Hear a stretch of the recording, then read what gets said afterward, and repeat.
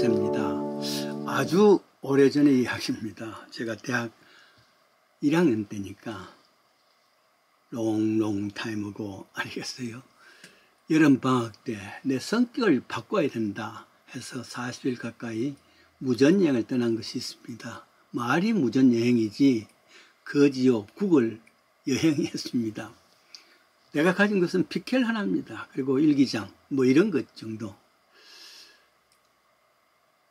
당시 내 성격이 소음식이기 때문에 앞으로의 성격을 고치지 않으면 안 된다 싶어서 그렇게 한번 부딪혀보자 해서 떠났단 말이죠.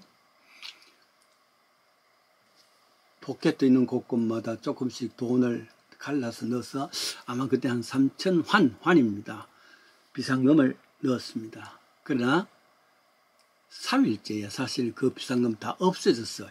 왜 없어졌냐 하면은 그동안 그래도 무전여행이니까 아가씨 봐주세요 하고 차장에게 부탁하면은 못 이긴 채 하고 봐줍니다. 그런데 안동 쪽으로 가다 보니까 이 아가씨가 얼마나 까다로운지 돈 안 내면 못 갑니다.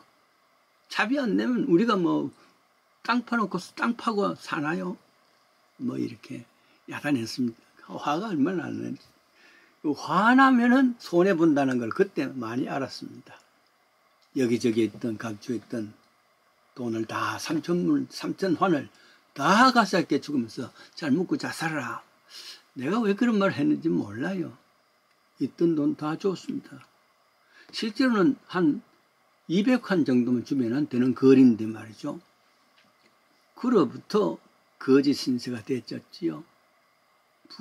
분노 조절을 잘 못하면 이와 같은 결과가 나옵니다. 이제 안동쯤 넘어가가지고 그 6월이니까 농사를 거둘 수 있습니다.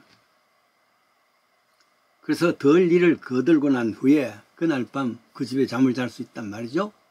그리고 밥도 먹을 수 있습니다. 어느 날 그 집에서 밥을 먹고 있는데 한 할머니가 말이죠. 그 집 할머니죠. 학생 고생이 많으시네. 이시라 했나? 어디 이신가? 이렇게 묻습니다. 제 입에서는 불쑥 영천이십니다. 이런 말이 나왔단 말이죠. 주어달수 왜냐하면 사실은 제 가정은 경주이십니다. 근데 아버지 고향이 경북 영천이란 말이죠. 그러니까 영천이시가 나왔는데 이미 엎어진 거야. 정정할 찰나도 없이 그 집에 할머니 하는 말 보세요. 아이고 영천이시라 친척을 만났구나. 학년은 어떻게 우리는 영천이시가 작은 소수기 때문에 모두가 친척이야. 이 얼마나 반갑노. 아버지는 뭐 하시노 등등. 그날 밤 밥상이요. 40일간 좀 무전여행 중에서 처음이고 마지막으로 정말 그 집에 시암탉이죠. 시암탉을 잡아서 주었습니다. 친척이라고 말이죠. 우리 친척 고생 많다. 이거 먹고 힘내라. 그리고 며칠이고 우리 집에 머무르라. 변명할 여과도 없이 이렇게 지나가는 겁니다. 한국은 족보를 귀중하게 여기지 않습니까? 미국에서 7년 생활을 하고 처음으로 한국 갔을 때 형님께서 두툼한 책을 하나 보여주면서 이게 우리 경주 이시 족보다. 너 이름하고 두 아들 이름도 여기 다 올라져 있다. 그렇게 보았습니다. 디모데전서에 보면은 바울은 신하와 끝없는 족보에 창념하지 말라. 그런데 한국은 족보에 창념하지요. 왜냐하면 그 당시에 말이죠. 유대나라도 그런 줄 압니다. 그리스 로마 신화가 있잖아요. 그리고 어떤 이는 그 신화의 신까지 내 조상이 그 신이다. 뭐 이 자랑하고 말이죠. 그뿐만 아닙니다. 성경에도 족보가 있지 않습니까? 아무개가 우리 집안의 어른이다. 이렇게 거짓말하기도 하고 이랬습니다. 어쨌거나 어디 간들 족보 자랑을 하고 있는 사람들이죠. 실제로 성경을 보면은 구약성경 창세기 5장에는 또 신약성경 마태복음 1장 같은 족보가 있습니다. 신구약 족보가 좀 다르긴 합니다만은 구약에서는 창세기에서 말이죠. 아담에서부터 노아까지 족보가 나옵니다. 신약에서는 아브라함에서부터 예수님까지 나오지요. 전자는 평균 나이가 구약성경. 구약에 나오는 족보에는 평균 나이가 850입니다. 무드셀라 같은 사람 919까지 살았다 그랬죠. 그런데 에녹이라는 사람이 나오는데 가장 적은 나이입니다. 365세. 가장 적은 나이입니다. 그런데 하나님이 데려가셨다 표현했습니다. 제일 나이 많은 사람들도 800살 이상 먹은 사람들 다 죽고 했는데 가장 적게 살았던 이 사람이 그러니까 제일 어렸던 사람 아니겠습니까? 365세까지 살았던 에녹은 안 죽고 하늘로 올라갔다. 그 이야기가 좀 많은 것을 이야기하고 있습니다. 실제로 창세기는 끊임없이 죽음에 대한 이야기입니다. 보세요.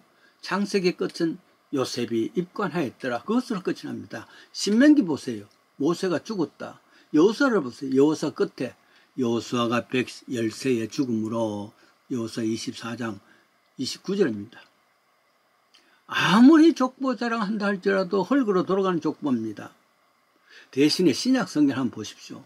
마태복음 보면은 1장에 밀면서 무슨 산 보니까 차트 같습니다. 누가 누구를 낳고 누가 누구를 낳고 이렇게 계속된단 말이죠.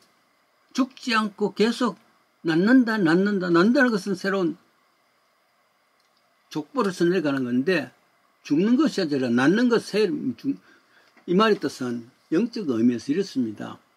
교회는 끊임없이 세례를 주어서 새 사람 낳게 하는 장소가 교회입니다. 그러니까 마태복음 1장에 족보로서 끝나는 것이 아니라 계속해서 교회에서 누구를 낳고 누구에게 세례를 주고 누구에게 세례를 줘서 그렇게 연결시키는 것이죠. 그래도 제가 자부심을 갖는 것 중에 하나는 40여 년 목회 가운데 시카고에서는 세례를 제일 많이 베푼 목사라 스스로 위로합니다. 당신은 대부분 어느 교회에서 어느 교회로 옮겨서 그 교회가 부흥되는 건데 제가 심었던 가나안 교회는 수많은 믿지 않는 사람을 세례를 베풀었습니다. 또 뿐만 아니라 유아 세례를 제일 많이 베풀었습니다. 낳고의 사역을 계속했다 생각합니다. 요한복음 3장 15절이죠. 저를 믿는 자마다 영생을 얻게라 함이라. 영생을 얻게 하는 것이라 그럽니다. 요한복음 3장 24절에 내 말을 듣고 또 나 보내신 이를 믿는 자는 영생을 얻었고 과거의 영생을 얻었고 심판에 이르지 아니하나니 미래도 죽지 않는단 말이에요.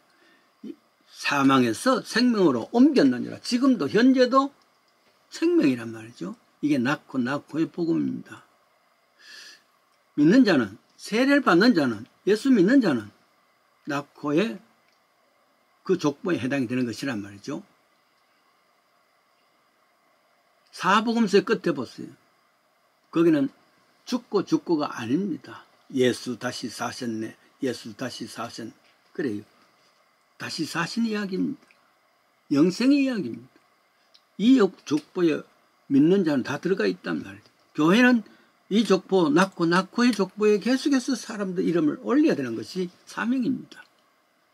우리나라의 족보에는 제일 많은 성씨가 김씨, 이씨, 박씨랍니다. 최씨가 그 다음이랍니다. 족보에는요, 청보가 있고 탁보가 있답니다. 청보는 진짜 족보고 탁보는 거짓말, 나도 그 속에 들어가야 되겠다는 그런 말로 옛날 천한 사람이 아주 양반 가문의 이름을 올려주는 것. 이 거짓이란 말이에요. 탁보라 그럽니다. 그러니까 이런 것이 계속 나오는 건 뭐냐면은 사실은 그 족보에 속하지 아니하지만은 그 족보에 들어가고자 하는 인간의 욕심 아니겠습니까? 그래서 늘린 것이 탁보라 그럽니다. 세상을 살아가면서 하나님을 믿는 사람들도 정말 예수를 믿음으로 이 족보에 들어가는 사람들입니다.